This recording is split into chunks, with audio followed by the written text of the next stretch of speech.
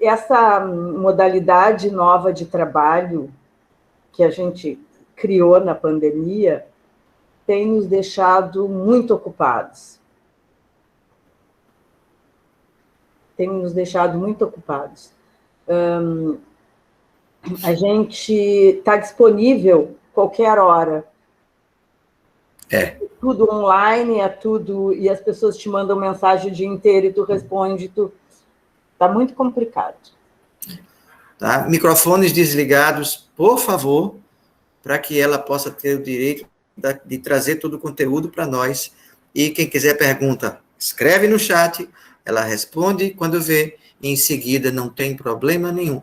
No final a gente abre para debate. Boa noite. Então, eu fiquei pensando da aula passada, do nosso encontro passado, e fiquei pensando se eu teria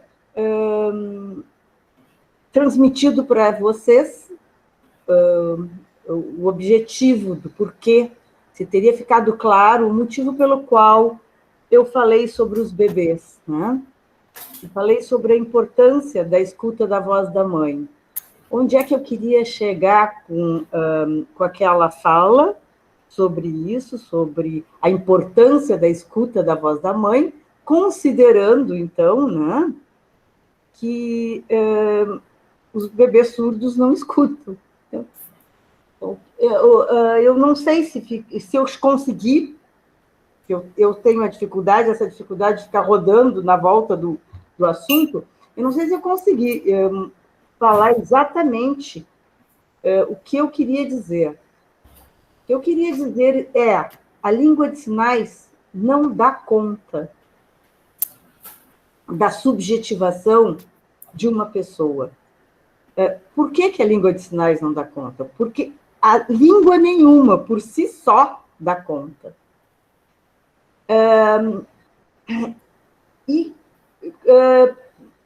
Precisamos considerar, então,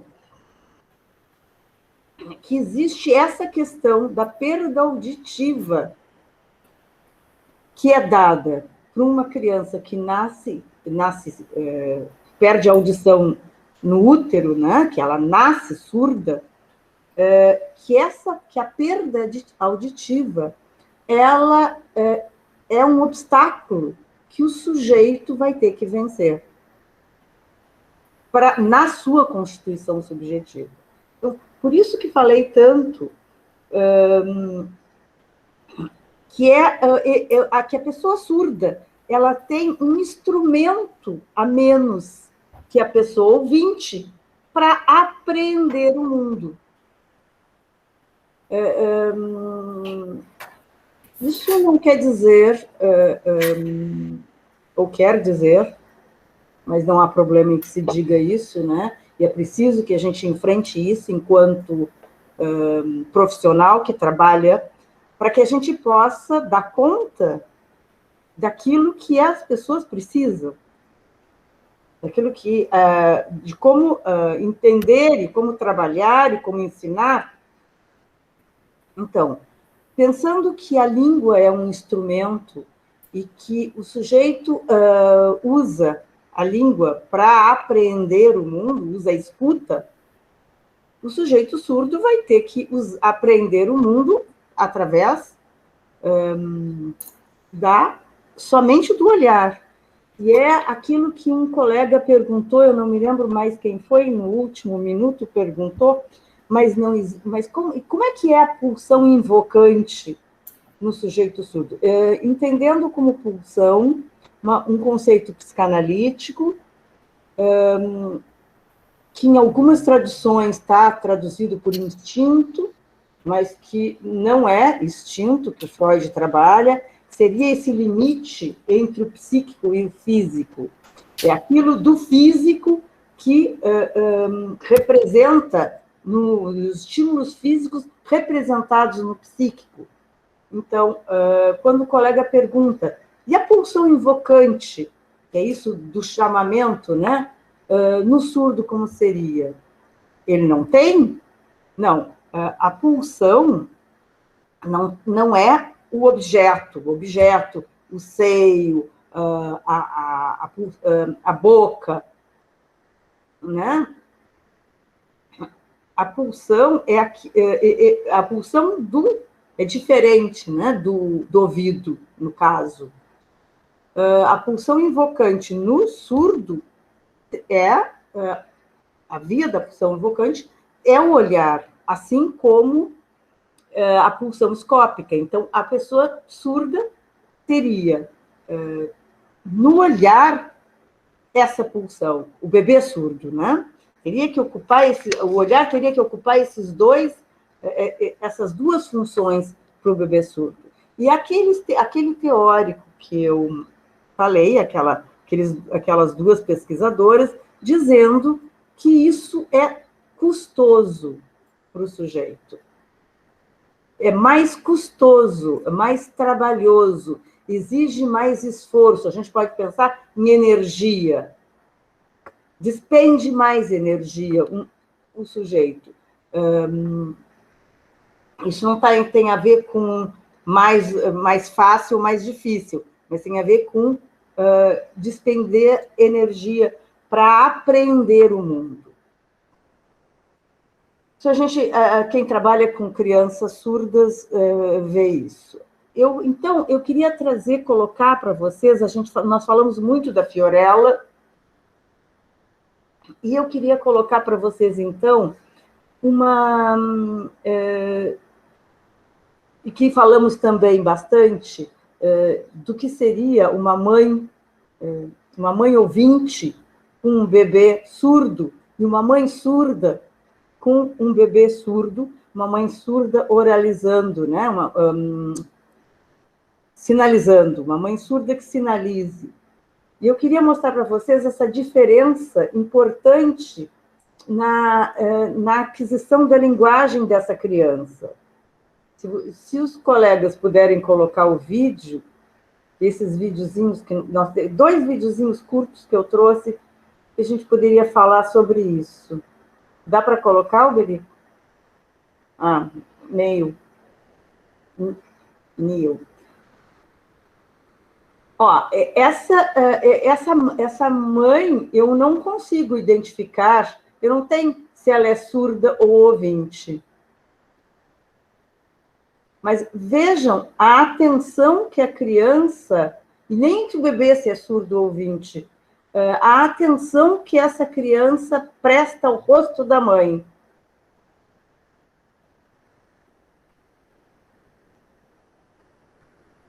Aí ela tá já se incluindo na língua, não só na linguagem, que é uma diferença importante entre língua e linguagem, que nós vamos trabalhar depois. Mas tem um outro vídeo que é de uma estimuladora, esse vídeo. Essa moça é uma estimuladora precoce. Esse vídeo é em inglês, e ela pergunta para o bebê, isso que eu queria mostrar para vocês. Ela provavelmente, ela é ouvinte, porque ela fala, então provavelmente ela é uma profissional introduzindo a criança surda na língua de sinais. Mas olha uma diferença super importante. Quem filma? A mãe do bebê. Óbvio. Pode repetir o filme? E ela está dizendo, perguntando para o bebê a bola, que cor é a bola amarela, que ela fala yellow, né? A bola yellow, porque o vídeo é em inglês, e ela pede para o bebê pegar a bola amarela. E o bebê pega e leva para quem? Para a mãe. A quem ele está referido? A mãe. Bom, se a mãe não estiver conversando com ele em língua de sinais... Agora vamos ver a Fiorella.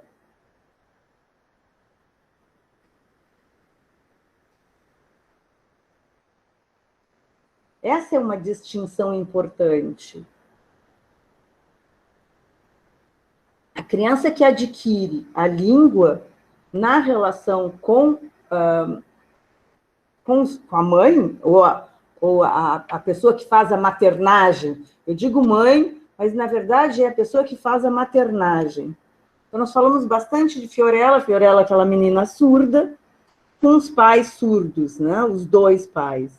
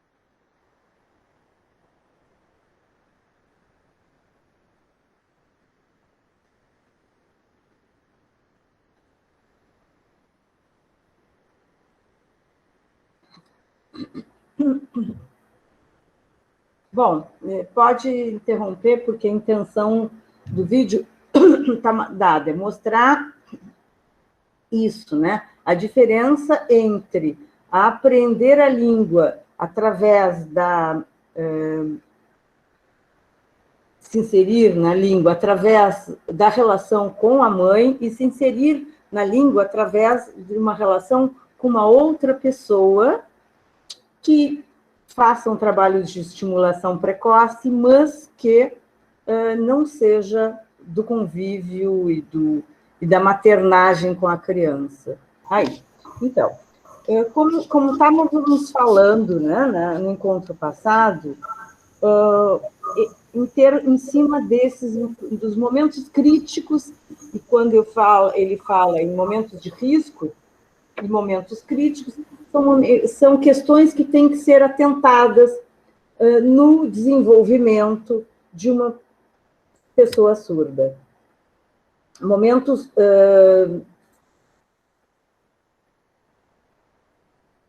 A Pierre Olinier fala que a psique precisa metabolizar as experiências da mesma forma que o estômago metaboliza, ou precisa metabolizar os alimentos. Então, nós diríamos que esses são os momentos onde a psique comeu carne crua.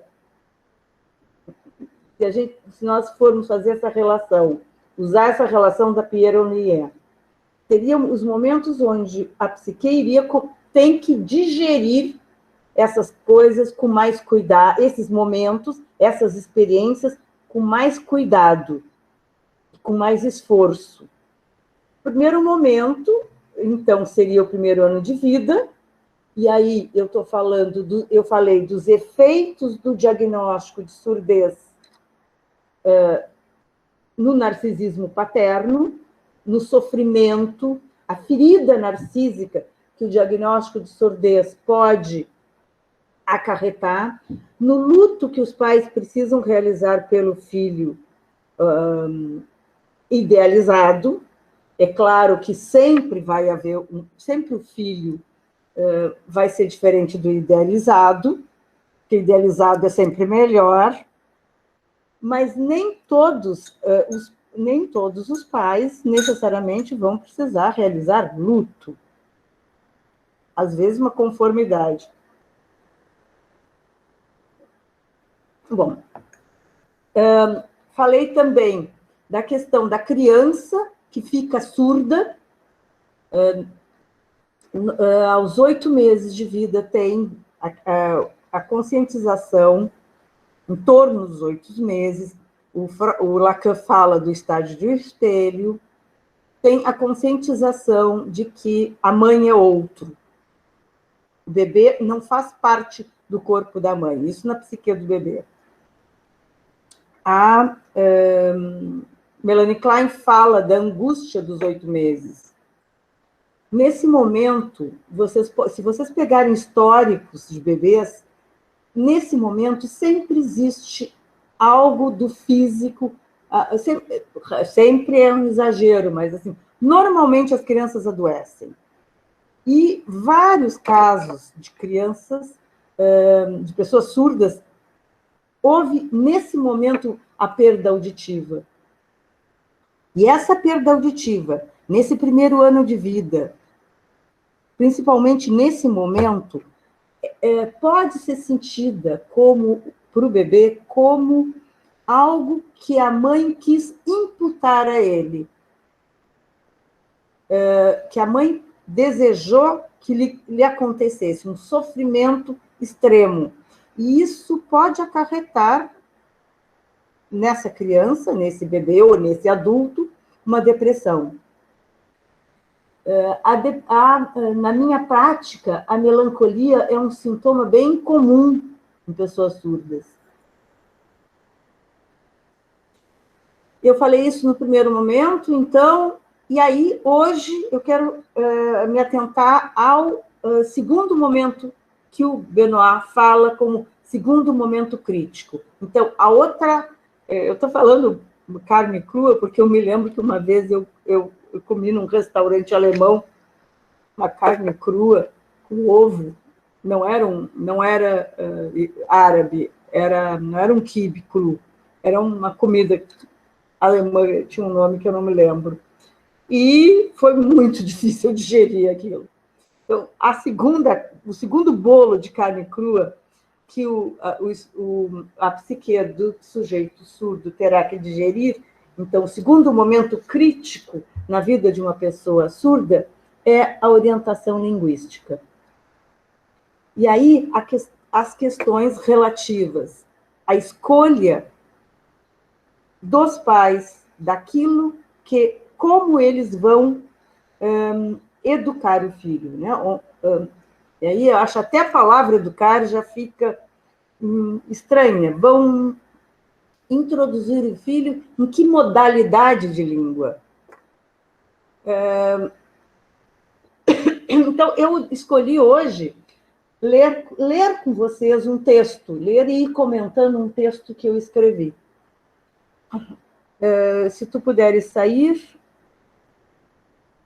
Só que esse eu não consigo ler. Está lá, está andado, tem que ser no início. Só que eu não consigo ler, nem os colegas conseguem. Será que dá? Bom. O nome desse texto é Oralização versus Língua de Sinais.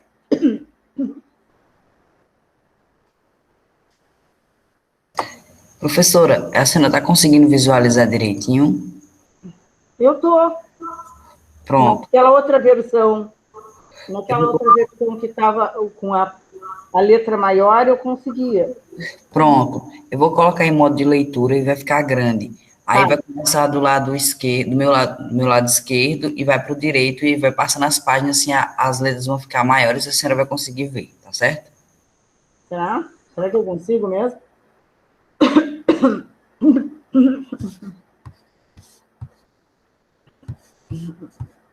Isso. Tá bem? Tá bom, entendi. Tá. Então, eu dei o nome desse texto, ele está publicado, Oralização versus Língua de Sinais, uma discussão por demais antiga. Ele é um texto que tem algum tempo, mas eu acredito que ele não está, pelas questões que eu quero levantar, ele não está ultrapassado. Então, é custoso admitir a necessidade e a validade... É custoso admitir a necessidade e a validade desta discussão. Em minha opinião, a discussão oralismo versus língua de sinais já deveria estar encerrada. assim como o questionamento da validade da língua de sinais enquanto língua. Absoluta ingenuidade minha, não é mais, nada é mais atual que essa discussão. Não sei se o correto seria dizer atual. Desse modo, posso passar a impressão de que é uma discussão que se tornou atual de novo, o que não é verdade. Essa discussão nunca deixou de existir. Em alguns lugares do mundo, encerraram-na, outros fizeram uma trégua temporária e depois voltaram a discutir. Outros mantiveram focos de resistência, tanto de um lado quanto de outro. Outros ainda, decepcionados com a eficácia prometida pela língua de sinais, retornaram à posição anterior. Tenho clareza que estas frases escritas parecem ser polêmica entre partidos políticos ou questões religiosas, mas é absolutamente deste modo que os ouvintes envolvidos na questão da surdez se colocam, sendo bem clara, os ouvintes. A maioria dos surdos se mantém alienados a essa escolha. É bem verdade que criança nenhuma perdeu seu tempo questionando o porquê de seus pais terem inserido-a nesta ou naquela língua. Já ouvi diversas formas de questionamento da origem e da filiação, mas nunca através da língua.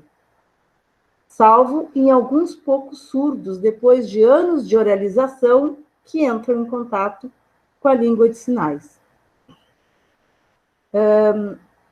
Com isso, eu antecipo um pouco o que eu penso em relação a essa escolha. Essa escolha, ela tem que ser dos pais. Ela não pode ser uma escolha, quando eu digo tem que ser, eu falo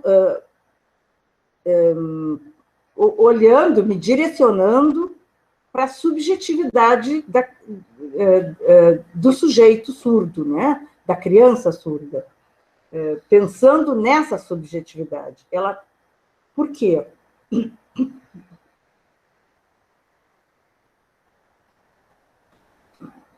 Porque tem algumas coisas que são da autoridade paterna.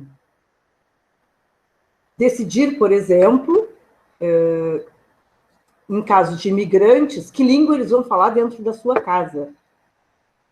Né? Então, que língua que eu vou inserir meu filho? É uma questão, é uma decisão que tem que, assim como o nome do filho, né? Tem que passar pela autoridade paterna. Tem que ser uma decisão dos pais, não da criança. Podemos falar, eu me lembrei agora, me veio a questão do nome enquanto feminino, nome feminino ou nome masculino. Por quê? Porque isso fala do desejo dos pais por essa criança. Então, é uma decisão dos pais. Quando essa polêmica parecia estar resolvida e a língua de sinais ter sido finalmente inserida na cultura, através de um acordo simbólico e de uma aceitação do senso comum, focos da oralização, então, né, dela, que eu quis dizer, da oralização, começam a surgir. Esses acordos, de um acordo com o simbólico, seria quando a cultura decide que vai ter legenda em alguns programas de TV, quando vai ter tradução no Jornal Nacional. Isso são acordos simbólicos de aceitação do senso comum. Então, eu não penso ser redundante ou óbvio a todos dizer aqui que alguns sujeitos surdos falam. Isto não é de todo, não é do conhecimento de todos.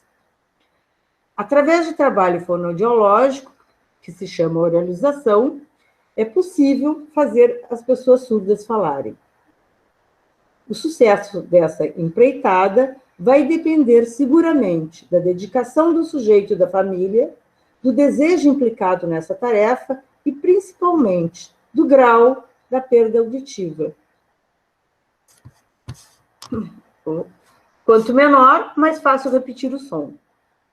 A oralização depende da inserção precoce na língua oral e do quanto a subjetividade do sujeito é considerada no processo. Então, para que a oralização funcione, é preciso que seja considerado um sujeito que fala, que vai aprender a falar. Ensinar um sujeito surdo a falar ou não tem sido a grande e interminável discussão da educação, sobre a educação de sujeitos surdos, e sobre qual a melhor forma de inseri-los na linguagem. E aqui, é assim, ó, na língua, né? Inseri-los na língua. Porque na linguagem, quem insere são os pais.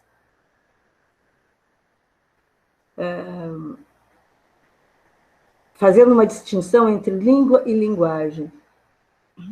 Todas as questões relativas à surdez estão permeadas por essa discussão.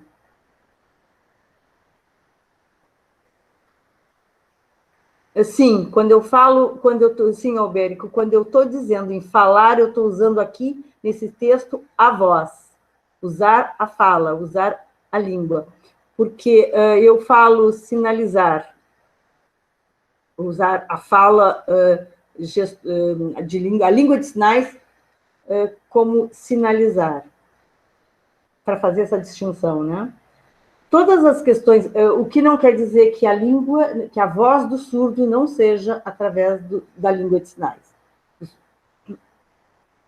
Todas as questões relativas à surdez estão permeadas por essa discussão. Tá. Por mais que tente fugir dela, por pensar não ser do âmbito da psicanálise, ou por pensar que essa discussão já está embolorada pelo tempo, ela sempre se apresenta como um diferencial a ser considerado. O Rio Grande do Sul foi um dos primeiros lugares no Brasil a investir na validade da língua de sinais. Ficávamos surpresos ao descobrir que em outros lugares do mundo, ou do Brasil, que julgávamos mais desenvolvidos, ainda eram oralistas. Isso nos dava orgulho do colonizado de descobrir-se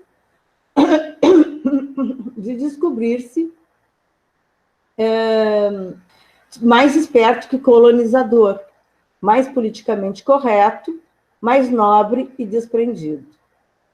Ainda nos sentimos assim, mas, mesmo aqui, parece que a questão volta.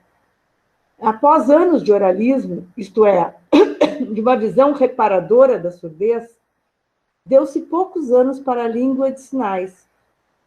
Apostou-se em sua eficácia na educação de crianças surdas por algumas décadas.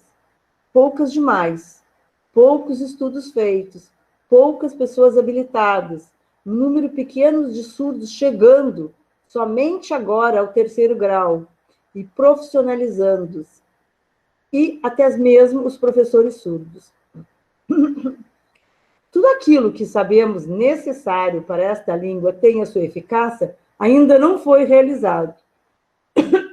Tais como diagnóstico precoce, acompanhamento dos pais ouvintes no processo de diagnóstico, inclusão destes pais, mesmo antes do bebê nascer, na língua de sinais, propiciando que a mãe exerça sua função de porta-voz nessa língua, fazendo a inclusão do bebê surdo.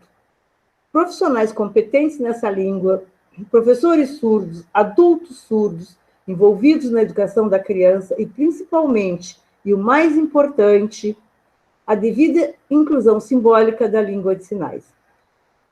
A aceitação da língua de sinais como língua. Isso é o mais importante. Então, considerando que isso, efetivamente, para todos, não está dado, e eu estou me referindo a condições ideais, onde o ambiente estaria adequadamente preparado para receber o bebê surdo, mas nada, nem próximo disso, foi realizado até agora. As crianças surdas continuam nascendo em mãos desavisadas, quando não mal intencionadas e descomprometidas, que abandonam a família na ignorância e na solidão.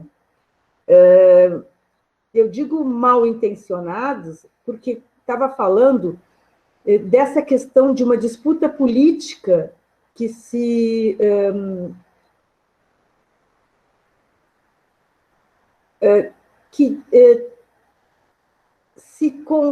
constrói em torno dessas problemáticas, né? Em torno da surdez, disputas de saber. Quem domina mais, quem sabe mais, quem tem a solução, em torno da surdez, atualmente em torno do autismo também, além, né? Já em outras épocas, em torno da síndrome de Down, como educar, que método é mais eficiente no autismo, né? Por exemplo. Em torno dos surdos também existe esse tipo de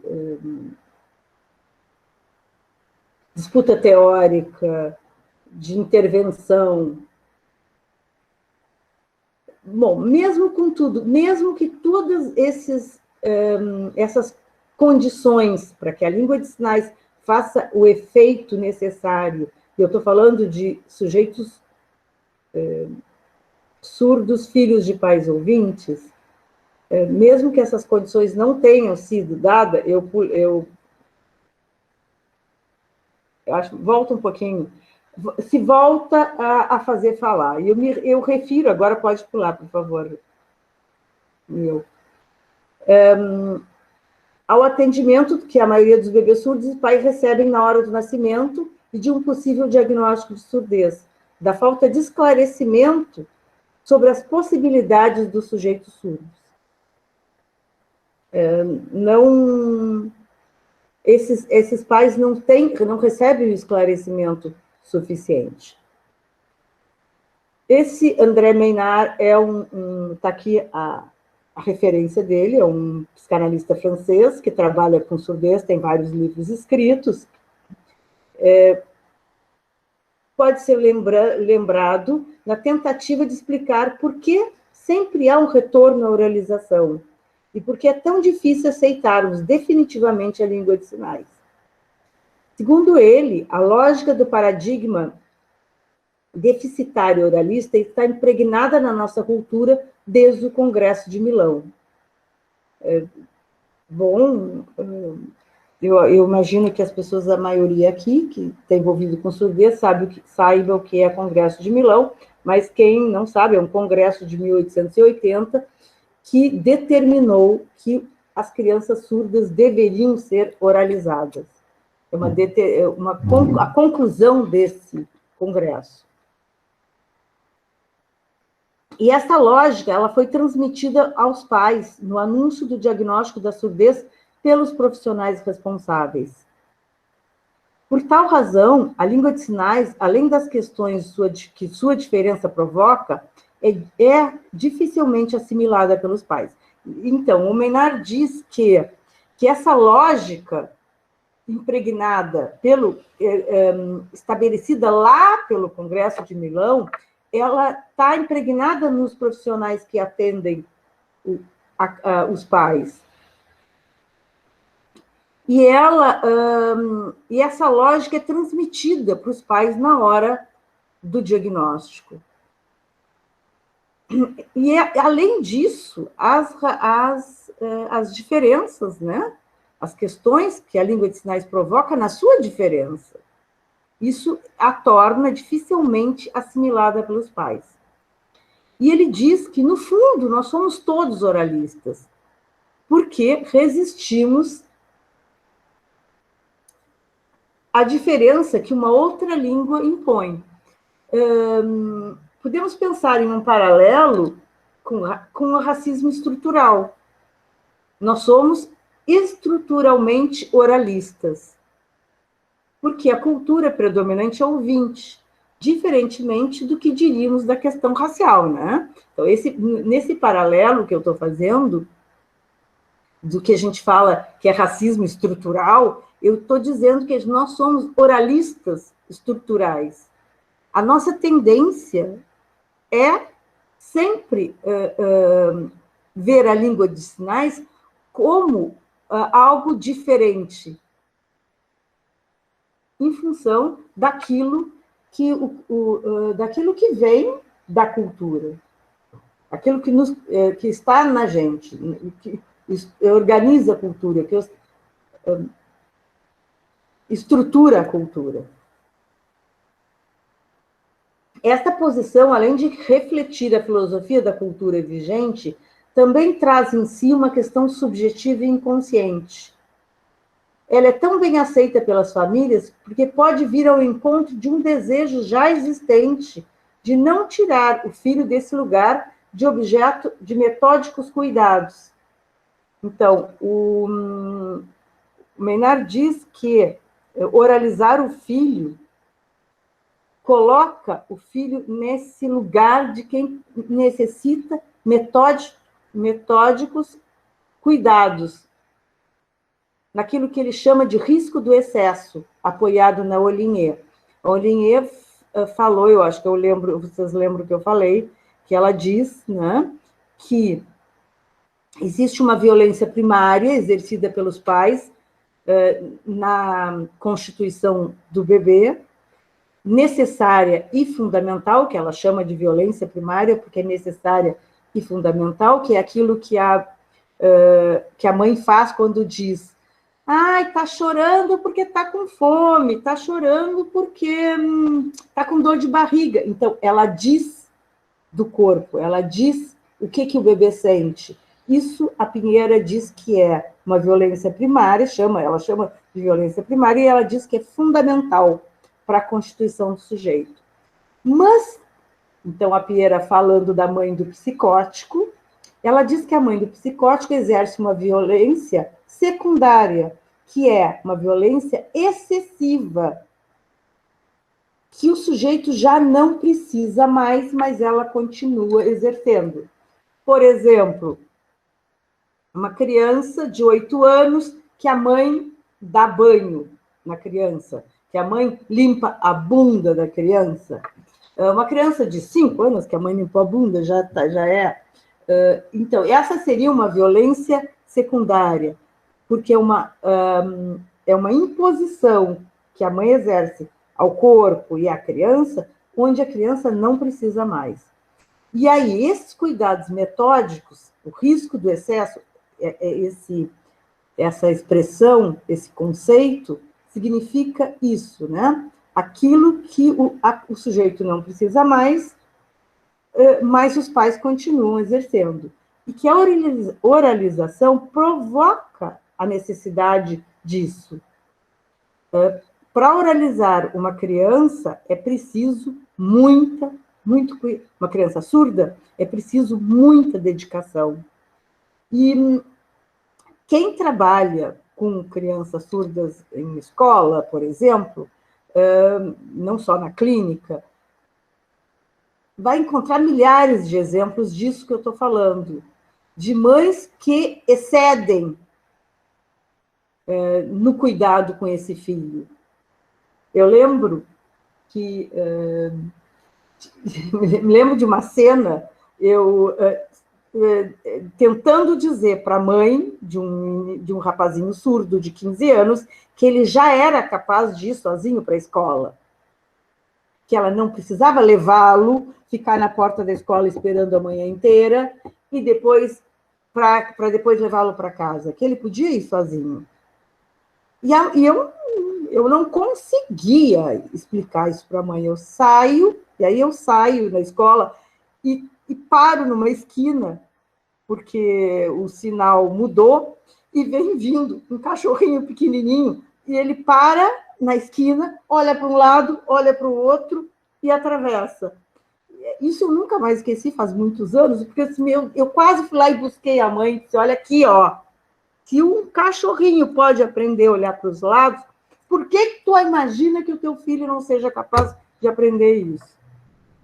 Eu não estou comparando, né? Eu estou dizendo, estou dizendo do risco do excesso dessa mãe, de não confiar que seu filho seria capaz de aprender, atravessar a rua sozinho, a se cuidar. E não adiantou, não consegui convencer a mãe.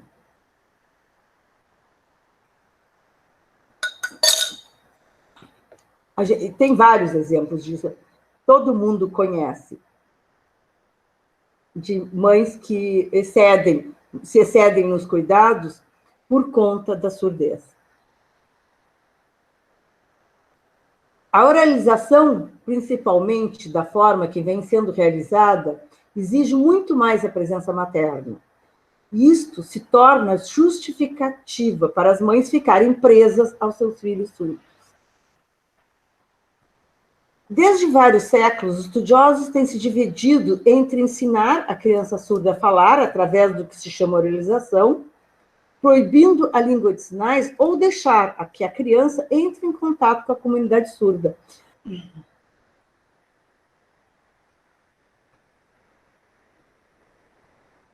Bom, então, esses estudiosos baseiam-se em proposições teóricas muito bem fundamentadas, cada qual defendendo sua posição com bravura e paixão. Referindo-se a essas paixões, o psicanalista francês Jacques Laborie, o pai da Emmanuelle Laborie, aquela atriz surda, diz que a questão da surdez nada mais é do que uma problemática política de defesa dos saberes. Como já disse antes, essa discussão é muito mais uma disputa de saberes e verdades dos ouvintes e de alguns poucos surdos do que um posicionamento preocupado com as necessidades das pessoas surdas.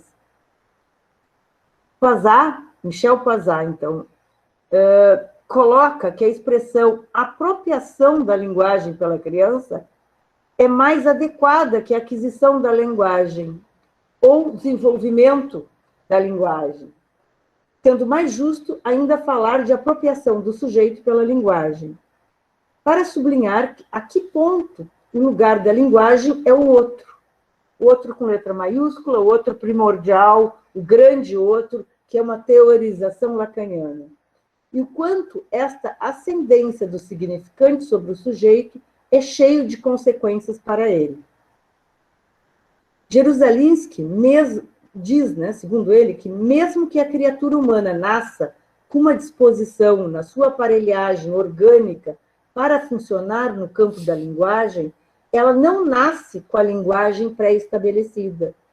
Ela nasce, sim, tanto com a disposição, como também com a necessidade imperiosa de funcionar nesse campo. Não há nada no organismo humano que venha suprir a função imprescindível que a linguagem cumpre. Em relação ao sujeito surdo, também podemos nos referir à apropriação do sujeito pela linguagem, mas devemos considerar que, no caso das crianças surdas, de famílias ouvintes, isto é, aquelas que nascem surdas, que nascem em ambiente onde a língua de sinais não nasce em ambiente onde a língua de sinais é a língua materna, qualquer língua é adquirida por um processo de aprendizagem consciente, melhor dizendo. Não há inserção na língua. Então, crianças surdas, as crianças surdas de família ouvintes, as línguas, qualquer língua, mesmo que ela esteja inscrita na linguagem, qualquer língua vai se dar por aprendizagem. A língua de sinais, que ela vai aprender posteriormente em contato com os surdos, ou a língua oral, não importa, porque ela não vai ser apropriada, né? Ela não vai se apropriar. Então, devemos considerar a diferença entre aprender no exercício desta língua e um ato formal de aprendizagem. Este fato é extremamente relevante no entendimento das questões da surdez, e talvez por isso seja tão complicado referir-se a estas questões sem imediatamente ser remetido à educação dos surdos, ou sem sentir uma forte necessidade de passar pelas questões da educação. As crianças surdas, a grande maioria com quem tive contato, só toma conhecimento da língua de sinais quando chegam à escola especial. Na escola especial, esta língua é ensinada pelos professores às crianças e a seus pais. Portanto, é mais adequado falar de aquisição e desenvolvimento como todo o processo. O banho de linguagem se dá na escola, com os colegas e profissionais. A criança surda, filha de pais ouvintes, não recebe a língua como uma transmissão materna, desde os primeiros momentos de vida. A língua oral, aquela dos pais, não é transmitida para a criança do mesmo modo que é para a criança ouvinte. A criança surda só terá contato com a língua oral bem mais tarde, e com a língua de sinais quando ingressar na comunidade surda. De acordo com Christian Cusack, linguista reconhecido da língua de sinais, não existe uma idade crítica para a aquisição da língua que retardaria o desenvolvimento cognitivo.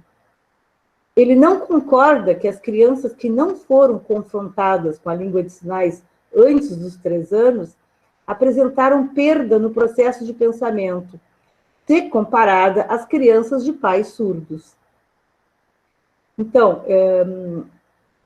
falando de crianças que não tiveram, crianças filhas de pais ouvintes, que não tiveram contato com língua de sinais, nem foram oralizadas, ou que houve uma tentativa de oralização, porque você sabe muito bem que uma criança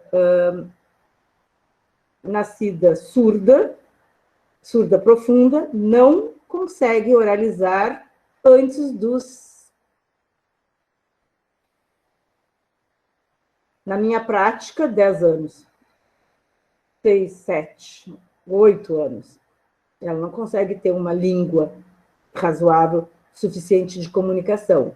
Então, as pessoas acabam desenvolvendo gestos com elas, com essas crianças, gestos caseiros, que não são uma língua estruturada, que não tem efeito de língua, portanto, fica naquilo que eu estava falando na semana passada, do que o Bergès fala, da língua privada entre mãe e filho, que é a língua do bebê, e que a língua da cultura não faz corte.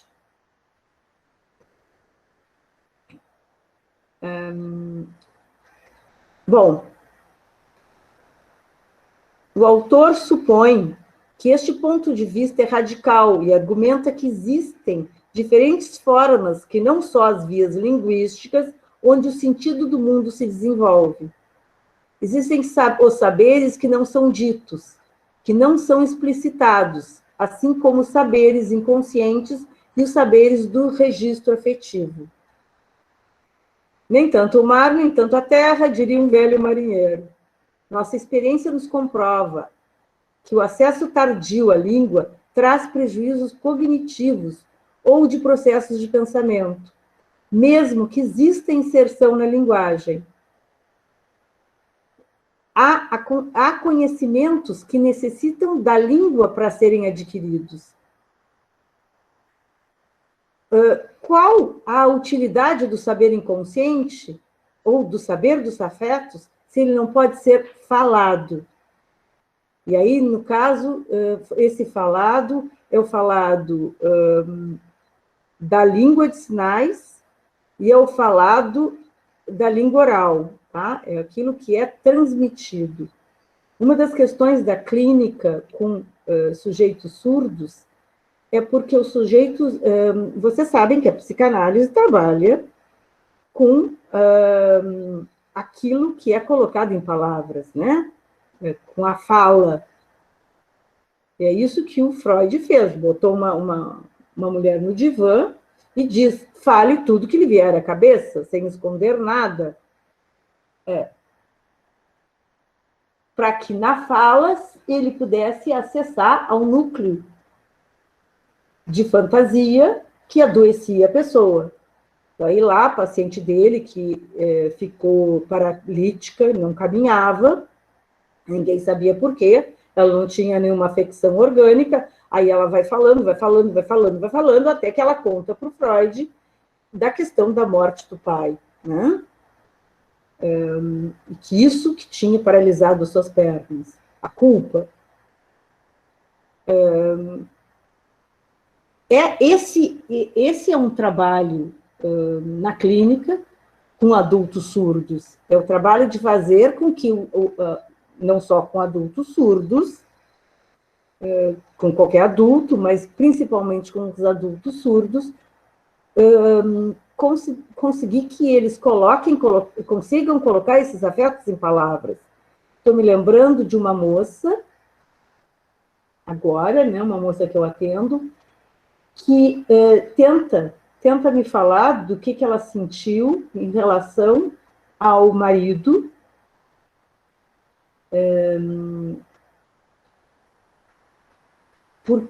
porque ela precisa ter recursos de língua, não recursos de linguagem, recursos linguísticos, de língua, para me falar o que ela precisa. E aí eu tenho que emprestar para ela esses recursos.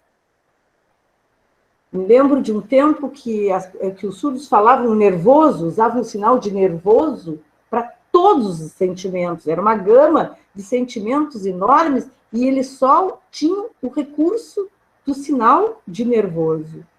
Não, isso não é por uma carência da língua de sinais, uma língua que falta. Não, é uma carência do falante, o recurso do falante, que é primário nessa língua, né? Essa moça, ela me fala, quando eu digo para ela que o marido era falso, é como se ela tivesse tido um insight. Era isso que eu queria dizer. Ela fala que ele trai, mas não é de traição que ela está falando, ela está falando da falsidade dele. Depois, uma hora eu conto esse caso para vocês, se calhar. Então, esses saberes, quando não vinculados pela palavra, serão veiculados pelo corpo e, portanto, pela ação. E aí a psicanálise nos ensina que aquilo que não é falado, ou é atuado, ou é sentido. Uma moça surda diz, referindo-se ao início da análise, que era cheia de palavras, que pela análise pôde pô-las para fora. Ela diz que ela era atolada de palavras. As crianças surdas sem língua ficariam assim, cheias de palavras ou cheias de afetos. Sem língua, lembrem, eu não estou falando da língua de sinais, tá? Ou da língua oral, estou dizendo uma criança que não tem língua, que só usa gestos caseiros. Então, a palavra pode produzir efeitos estruturantes. Para que a palavra tenha efeitos estruturantes, ela precisa funcionar como significante, diz Jerusalemski. Não meramente como signo fonado, ou escrito, ou gestual. Então, o gesto não serve para nada. Tem que ter uma língua. O organismo não serve para nada como estruturante e como constituição subjetiva. Eu não estou falando que não serve para nada na comunicação, até serve, né? O organismo padece de disfunções ou não completa sua configuração quando a língua não o captura. Mesmo que exista uma série de processos orgânicos que são governados de modo automático e que independam da presença da língua. Um bom número de processos orgânicos dependem da presença da língua para se cumprirem. E o autor traz como exemplo a migração neuronal, que acontece entre os 8 meses e os 18 meses de modo singularmente intenso. Segundo Jerusalemski, a moldagem do sistema nervoso central, da arquitetura fina do encéfalo, vai depender da matriz que configure a relação da criança. Eu vou dar uma apurada, tá? Troca, Henrique. da criança com o mundo. A isso a psicoanálise chamou de matriz simbólica. O autor segue dizendo que, para Freud, a matriz simbólica é equivalente à matriz edípica e que ordena o desejo, como forma de receber a matriz que não é inata. Freud necessitou falar de momentos pré-edípicos e daquele que denominou identificações primárias, anteriores ao Édipo. De acordo com Jerusalinski, a identificação primária é governada pela língua. Então, a língua é que dá a identificação primária, que é fundamental para a matriz simbólica. Isto é, a criança se identifica com aquilo que os pais lhe oferecem ou fazem com ele. No entendimento do autor, a palavra, em Freud, pode estar em duas posições diferentes, em termos de função. Uma representação de coisa, atrelada ao imaginário, outra atrelada ao formal da língua, representação de palavra. A criança pode se identificar a palavra como coisa ou a representação de palavra dada pela língua. Eu estou preocupada porque o horário está passando e eu não consegui dizer o que eu queria. Que é, então, eu acho que eu vou me desprender do texto e falar um pouco mais, e vocês podem ter esse texto depois, ele vai ficar aí, pode terminar de ler. Então, falar que existem consequências nas três modalidades de escolha de inscrição na língua que os pais possam fazer, tanto na oralização quanto na língua de sinais. Qualquer uma delas, ou no implante coclear. E aí, trazendo a questão do implante coclear. Se tu puderes passar mais adiante, só para a gente pegar um pouco. Então, fazer falar, né? Pode tomar como exemplo da maneira como os sujeitos surdos sentem as palavras orais, os escritos de Emmanuel Laborie. O surdo toma, né, o trabalho com pessoas surdas, constatei o temor de alguns pais, educadores, ouvintes e fonoaudiólogos em colocar a criança surda em contato prematuro com a língua de sinais, temendo que a utilização dessa língua impedisse, pode trocar? Impedisse a criança de falar, de oralizar. Eu vou contar um exemplo para vocês disso, né, que é muito interessante. É uma menina surda que estudou em escola regular até o ingresso no ensino médio. Ela, quando eu faço a entrevista com a mãe me diz, ela se recusa a falar. Ela consegue falar oralmente. A gente fala com ela, ela não responde, ela briga em casa o tempo inteiro, ela está sempre se queixando, ela está sempre reclamando. Aí a menina entra na escola especial e aprende língua de sinais. E começa a usar a língua de sinais na escola. A mãe a mãe vai na escola uns meses depois, não sei dizer quantos meses, e me diz, o que vocês fizeram com a minha filha? Ela não cala a boca. Ela passa o dia inteiro falando. Então, falando oralmente. Ela chegava em casa da escola, no almoço, e contava para os pais tudo que tinha acontecido na escola, oralmente. Então, ela aprender a língua de sinais destravou a fala oral. Ao contrário daquilo que os pais lá atrás imaginavam, que eles iriam, que se eles deixassem ela ter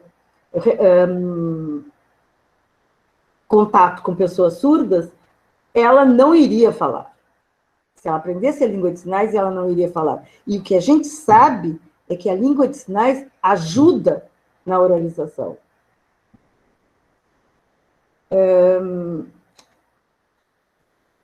Eu queria passar um pouquinho para o implante coclear antes de dar espaço para a gente para discussão. Eu não tenho experiência com implantados. Então, eu vou trazer para vocês a experiência de um outro pesquisador.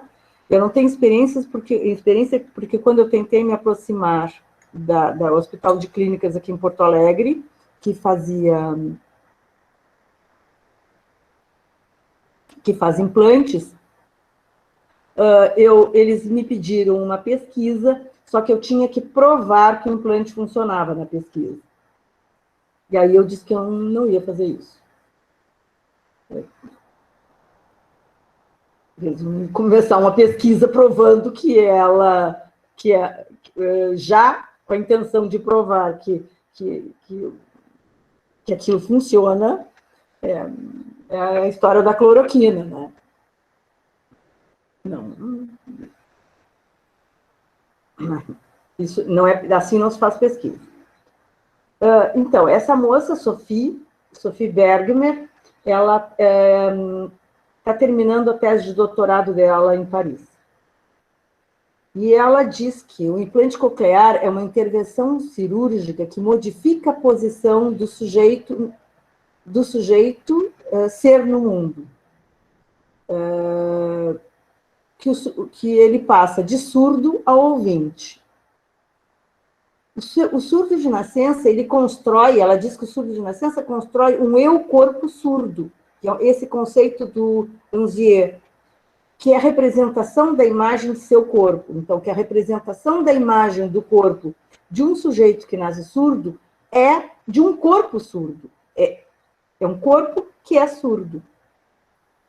E que o transplante modifica isso, que de repente, assim, de surdo, de uma representação da surdez, eu passo a ser ouvinte.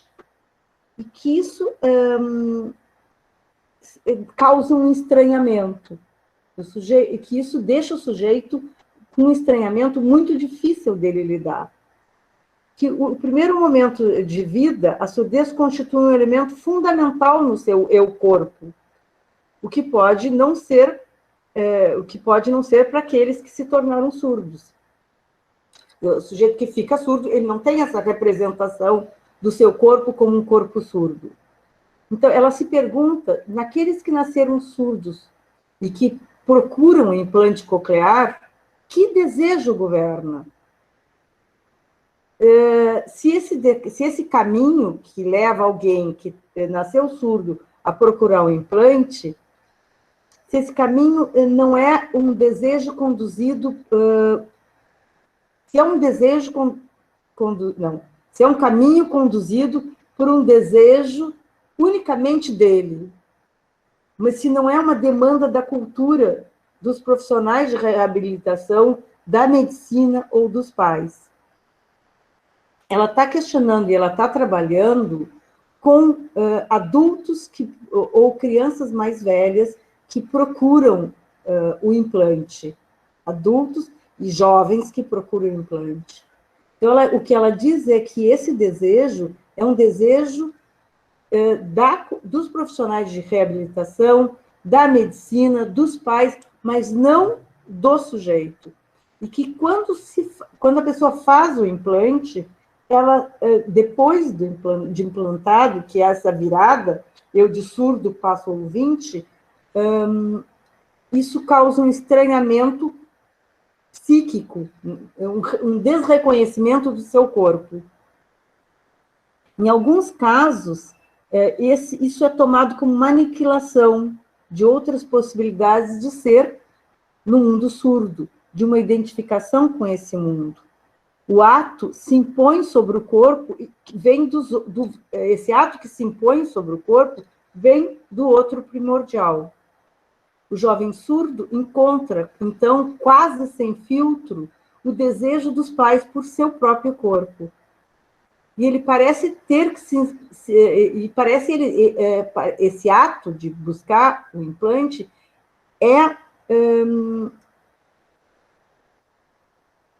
parece ter que se inscrever. Então, esse ato obriga o sujeito a se inscrever no contrato narcisista que se estabelece, inevitavelmente, entre a criança, os pais e o social. Pode pular? E o social. E o implante seria uma resposta a esse desejo dos pais de reestabelecer esse contrato. Então, que o jovem surdo busca o implante para responder aos pais. Aquele desejo inicial, anterior anterior ao nascimento, aquele sofrimento que o sujeito causou aos pais, para recompensar os pais, né, daquela perda do filho idealizado. Então, o implante não se trata apenas de um discurso que atribui um lugar para a criança, mas de um ato sobre o corpo, proposto pelo outro social, através da medicina e decidido pelo outro parental. Este encontro sem filtro com o desejo do outro pelo corpo pode, todavia, guardar um potencial traumático e necessita, a um momento dado, um significado, uma certa fantasmatização do acontecimento para que a criança, que se tornará um adulto, possa se constituir subjetivamente. O sujeito precisará ter que elaborar este fato como potencial traumático, transformando esse desejo próprio, transformando esse desejo em próprio. É aquela história que o Freud fala, torna teu o que herdaste. Vê bem, a autora, ela não está considerando que não deva ser feito. O que ela está dizendo, o que ela está indicando é que o implante é um ato dos pais no corpo, ou é um ato dos pais, o outro primordial, né? No corpo desse bebê, para modificar esse corpo, ou é no adulto, uma resposta a uma demanda e uma resposta e uma recompensa aos pais pelo bebê idealizado, pelo luto, pelo filho que eles sempre quiseram ter. E isso, a autora não está dizendo, olha, não é para fazer, mas ter em conta que isso tem que ser trabalhado. É necessário um processo. É preciso que o sujeito faça terapia, eu acho que é isso. Então, voltando lá na questão, né, no início, tanto a inscrição na língua de sinais, para filhos de ouvintes, a inscrição na língua de sinais, quanto o método de oralização, terão consequências. É preciso que se saiba disso. E é preciso que se trabalhe essas consequências. A língua de sinais ajuda na oralização, mas ela, por si só, ela não vai, não basta um sujeito aprender língua de sinais para ele se constituir subjetivamente, senão não haveria ouvintes psicóticos. É isso. Alguém quer fazer... Eu gostaria de fazer uma colocação, pegando esse final da tua fala. Eu tive várias experiências com pessoas que fizeram implante coclear, e uma delas, pela tua fala, vai de encontro contra totalmente o discurso dessa pessoa aí que fez. Eu estava dentro do Detran, e chegou a surda super feliz para falar com a funcionária, para dizer que tinha sido marcada a cirurgia e que ela ia fazer o implante coclear porque ela queria. Mas não podia dizer para ninguém, nem para os amigos, nem para a comunidade, porque se ela assim o fizesse, ela ia ser expulsa da comunidade. Então, esse discurso aí, desse texto que você leu, para mim, ele é contraditório bastante.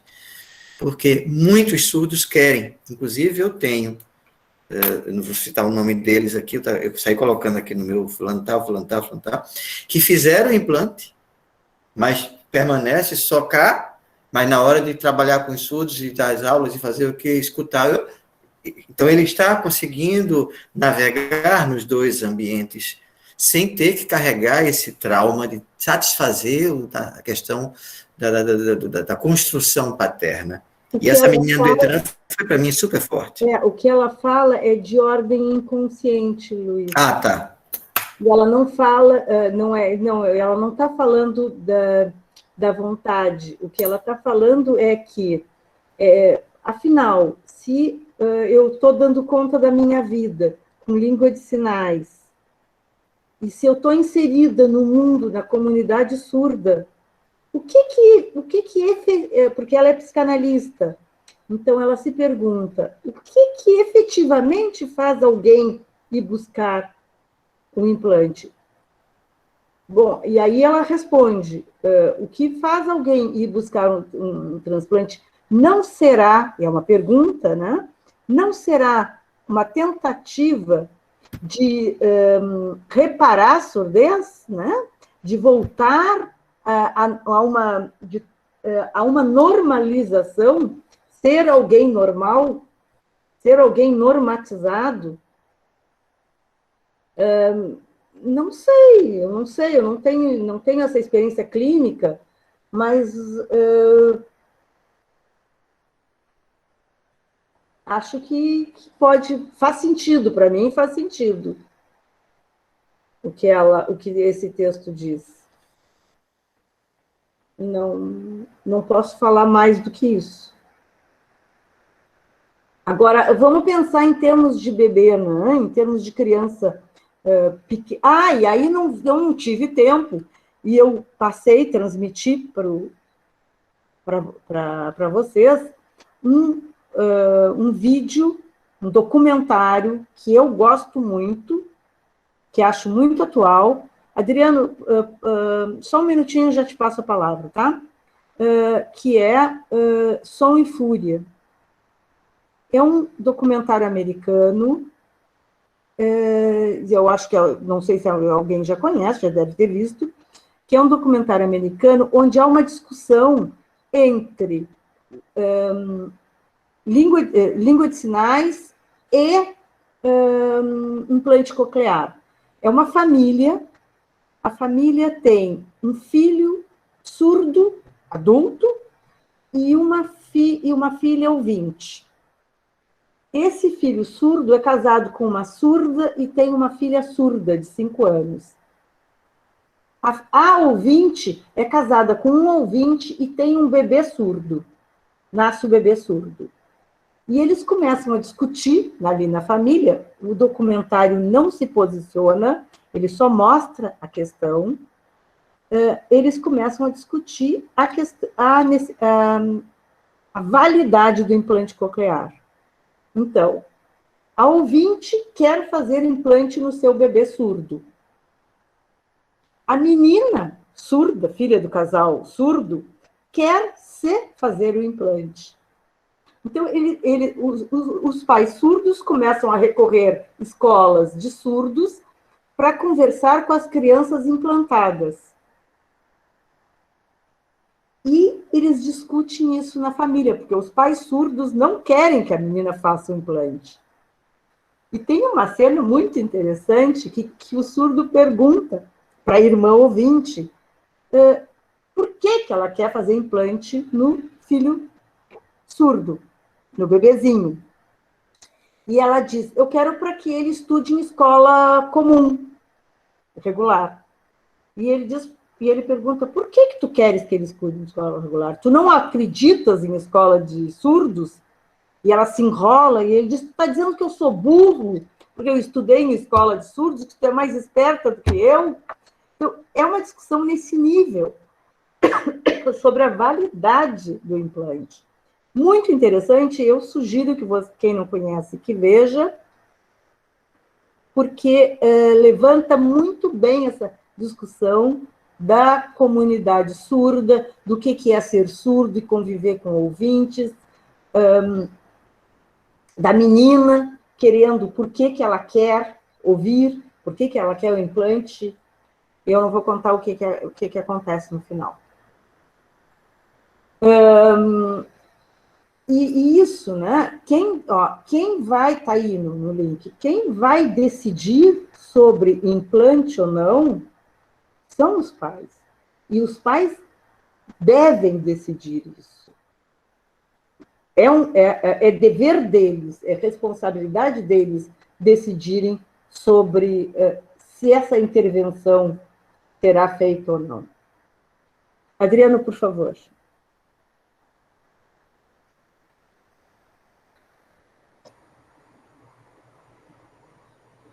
Bom, boa noite a todos. Estão me ouvindo? Bem? Ok, deixa eu puxar aqui a outra câmera, tá bom?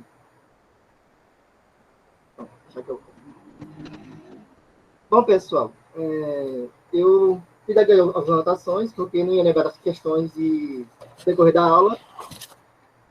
Mas tem aqui, ó, olha.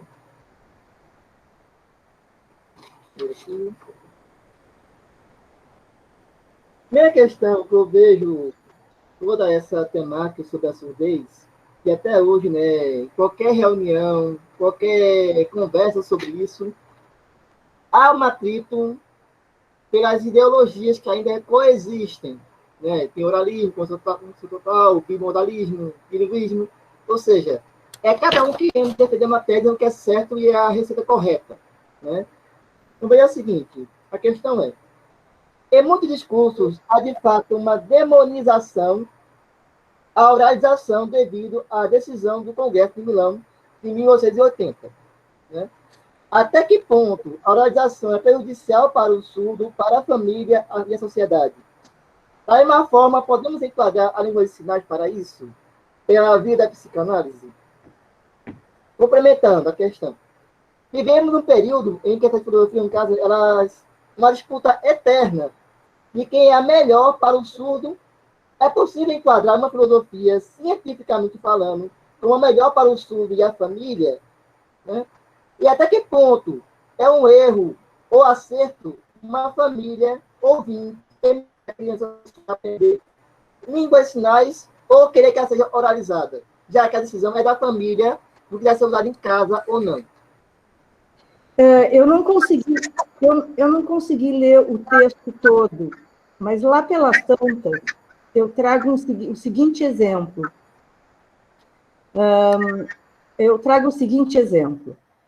Eu estava na escola e eu fazia entrevistas.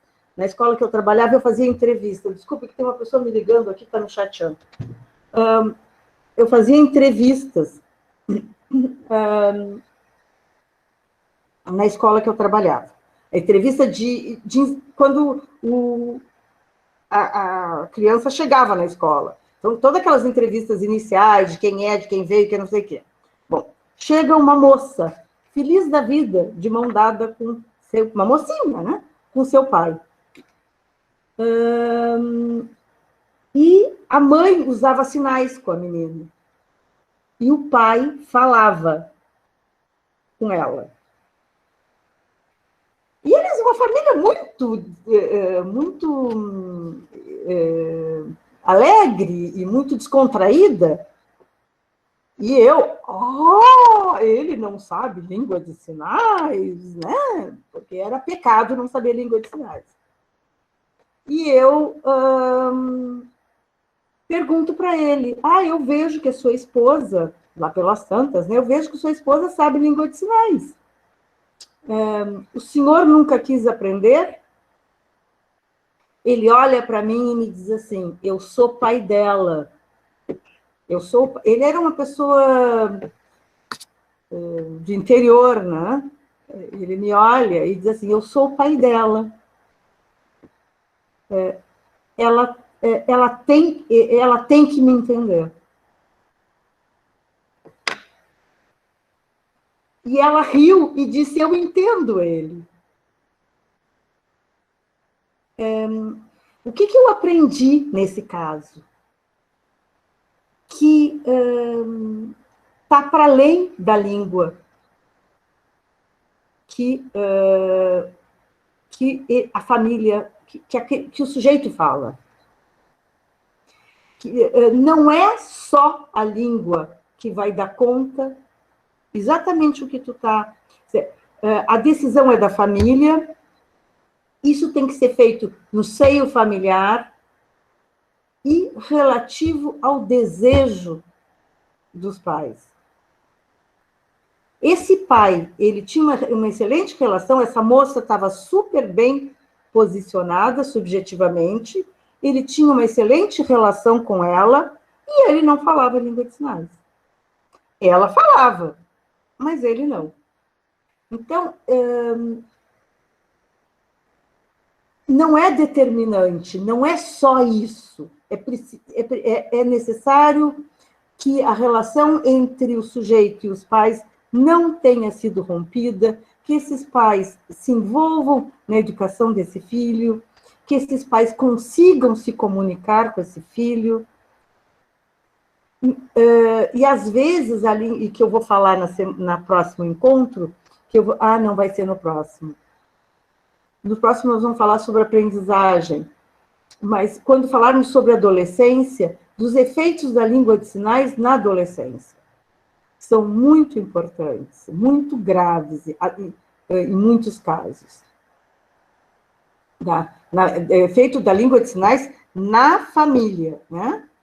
A língua de sinais do adolescente na família. Eu não sei se eu respondi o que tu estavas, porque eu confesso que eu te escutei mal.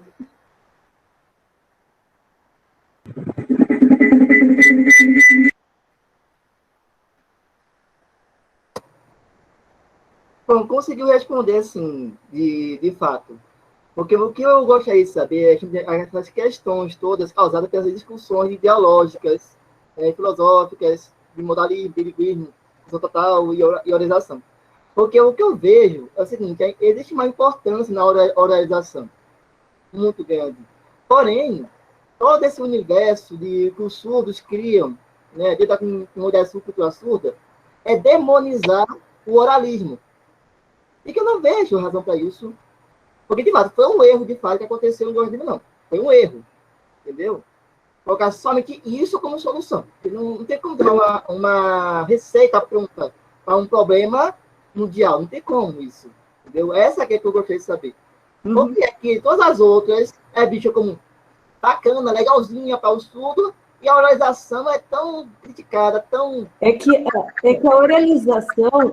Lembra que eu trouxe como exemplo um paciente psicótico que eu tive, que me trouxe uma fita cassete que a mãe gravou quando ele era pequeno, e que até hoje eu escuto a voz da mãe dizendo, o nome dele era Eduardo, e a voz da mãe dizia, Eduardo, abacaxi, Eduardo, repete, Eduardo, abacaxi. Eu ouço hoje. Eu fiquei apavorada. Eu nunca tinha escutado um filme de terror que era aquela mãe obrigando a criança a repetir o som.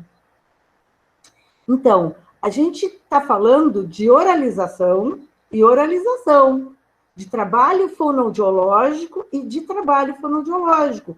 Tem duas diferenças. Ou melhor, são duas coisas diferentes.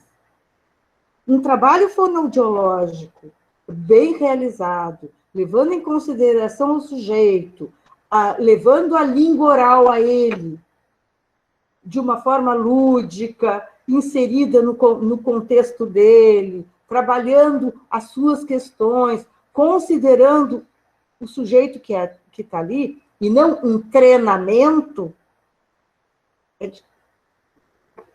realmente, assim, tem seu efeito e tem que ser feito. Eu lembro que eu contei a história da minha neta, eu faria um trabalho de oralização, sim, além da língua de sinais. Mas não é o que era feito. O que foi feito no Congresso de Milão é um treinamento oral. Isso sim, realmente é destruidor.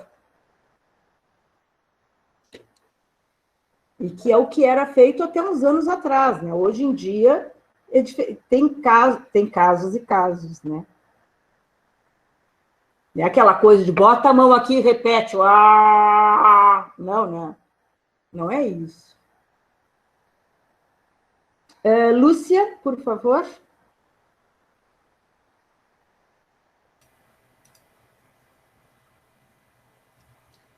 Primeiro, boa noite. Boa noite.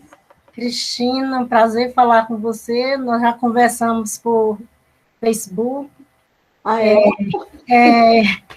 Eu procurei você quando eu fui fazer meu estudo de caso com surdo na psicanálise. Ai, que bom.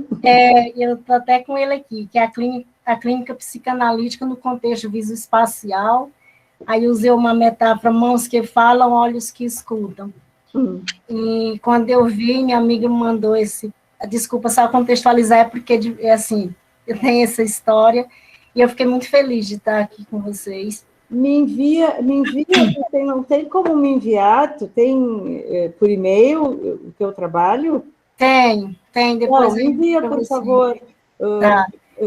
Por isso que eu queria, eu já, né, até pedi para você, assim, desculpa minha pretensão, mas eu lembro que eu falei assim, eu gostaria de conversar com você a respeito desse trabalho. Sim, eu também.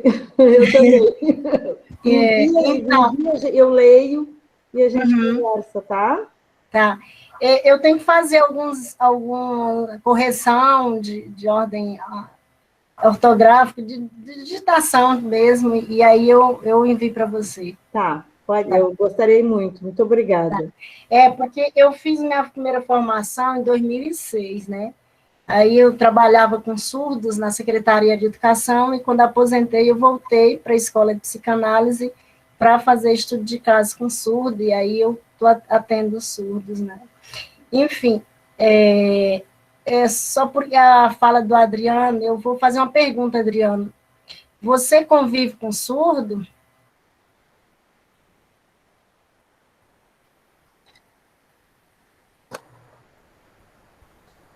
Eu convivo com surdo, sim. Tá. Não, tá, joia. É porque, assim, a minha fala, no sentido de contribuir com o que você perguntou, enfim, a partir da minha experiência com surdo, de convivência. Eu tenho convivido, assim, o que eu apreendi, que compreendi, né, das experiências do surdo em relação à questão de Libras, né, e da identidade surda, da cultura surda e do oralismo. Então, eu passei a conviver com surdo desde 97. Então, convivi na escola como professora, como intérprete, na associação, na federação, pastoral, enfim, todos os espaços onde tinha surdo, eu convivo. Então, o que eu aprendi do surdo, eu vi muito essa briga dos implantados lá em 97, que eu comecei, ano 2000 e pouco, enfim, já tinha essa discussão entre a comunidade, entre o grupo que optava as famílias que optavam pelo implante, e pela oralidade também, e os surdos que têm essa identidade com a língua, com a cultura surda. E aqui em Brasília tem uma escola que tem, assim, é da corrente oralista, assim, bem de forma que era até quase que pura, né?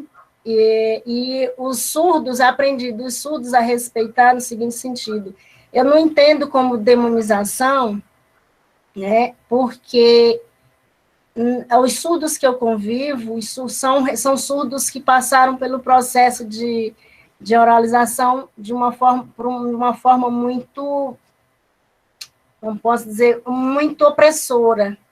Então, os surdos que eu convivo, né, que eu comecei a conviver na adolescência, hoje adultos, assim, quase que unanimamente são surdos que têm uma história de sucesso, mas de muita dor quando fala do processo de oralidade. Né? Surdos que eu trabalhei, que saíram daqui do Brasil, foram para os Estados Unidos para estudar lá na época, porque aqui no Brasil não podia, surdos que tinham as mãos amarradas para trás, surdos que apanhavam, que levavam, né? A gente chama de cocorote, né? Enfim, tinha umas práticas Lúcia, sem dúvida, não é desse tipo de oralização que está se falando, né, dessa possibilidade, isso, claro, isso é demoníaco, sim, e eu acho que o Adriano também não está trazendo... Não, eu só quero concluir, desculpa. Sim. Então, assim, eu entendo que a questão dessa dificuldade de lidar venha, né?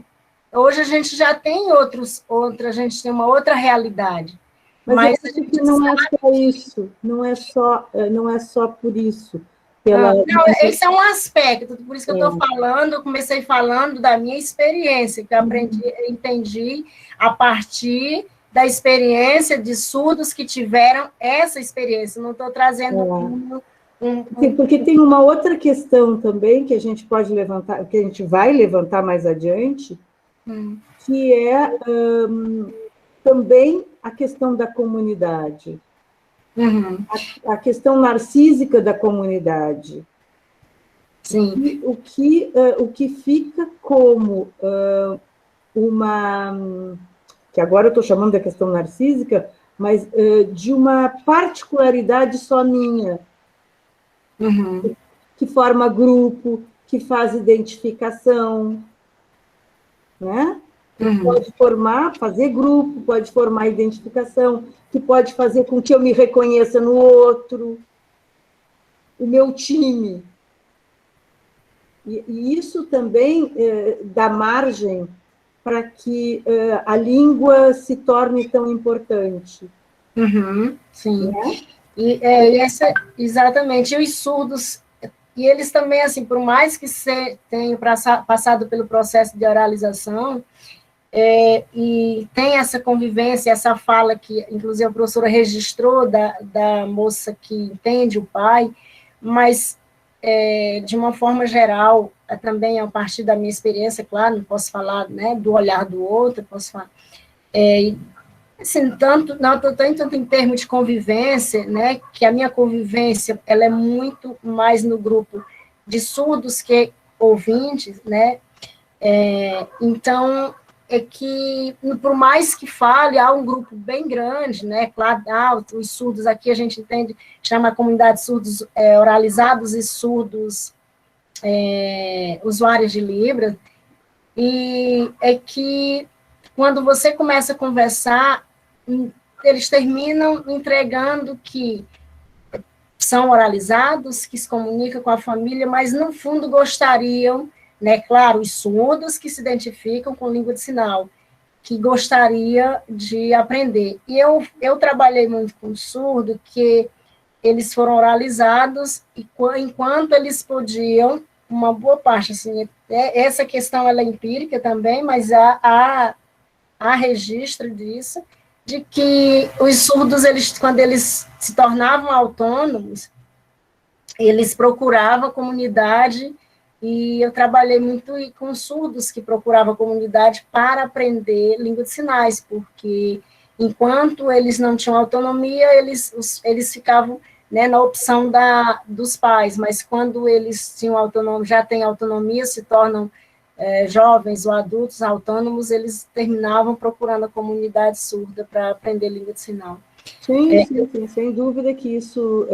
tem um filme muito interessante sobre isso, é um filme italiano, eu trago para vocês, semana que vem, o nome, porque nesse momento eu esqueci. Na próxima eu trago um filme italiano muito interessante, também que fala da prática da gente, de todo mundo que trabalha com surdos, fala dessa prática, mas que é interessante porque a gente assiste ali isso que a gente escuta nos consultórios.